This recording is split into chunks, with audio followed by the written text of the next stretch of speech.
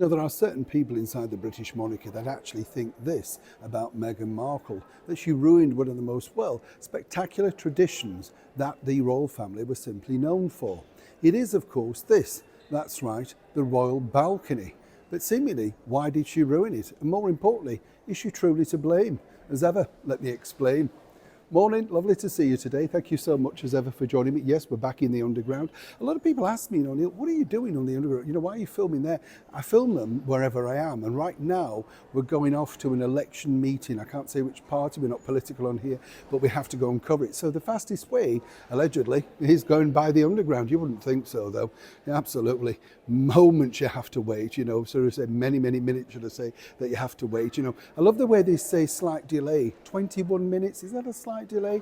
I don't think so. Let's not have a crack at TfL. I'm just warm and angry, but 21 minutes, I know, moving forward. Now, somebody, as I say, who's obviously had a very difficult time. Some people might suggest, of course, all since she joined the British monarchy is none other than Meghan Markle. But truly, is she to blame for this particular debacle? Because you see, as we've seen recently, we saw on the balcony, didn't we, a trooping of the colour. Many people suggested it looked incredibly thin.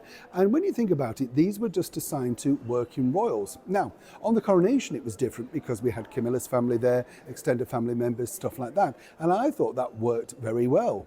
Now, before all of this, you see, when you look to the previous balcony appearances, it was very well stacked with so many members of the family. But this was at the sort of request of our late and brilliant monarch, Queen Elizabeth. She liked to have the family around her and felt that this was good that the public got an opportunity to meet them. But then all of this changed, all thanks to Harry and Meghan, and many people are very resentful. Now, let me explain.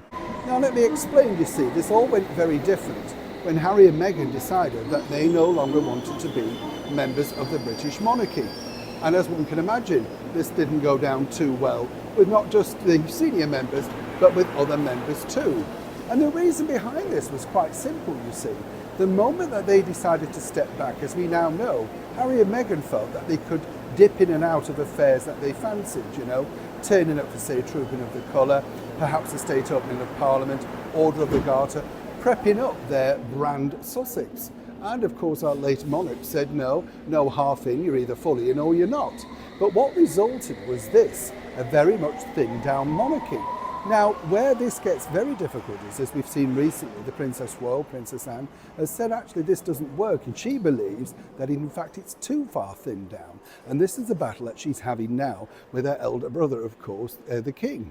However, coming into the fray now is none other than His Royal Highness, the Prince of Wales, Prince William, who says it does work, and this is what he's going to be working to moving forward. Now, the reasoning behind this, and I totally understand this, is simply this. Prince William believes that actually the public won't want to see that many people working or non-working, and it gives out the wrong message. And if this very thinned down economy, a cost of living crisis, that sort of stuff, and the fact that on frequent occasions the British monarchy are indeed, allegedly battered for costing too much money, William's very aware of how it would look in the future. So while of course His Majesty the King wanted to push forward with this, and Princess Anne felt that there was too much work for too few people, seemingly the real finger turned back round to Harry and Meghan. According to that very well placed source, until they upset the apple cart, nobody had actually thought about slimming down anything. And because now, of course, they couldn't be included as non-working members of the British monarchy, which they wanted to be, well then, of course, it's all changed for everybody else.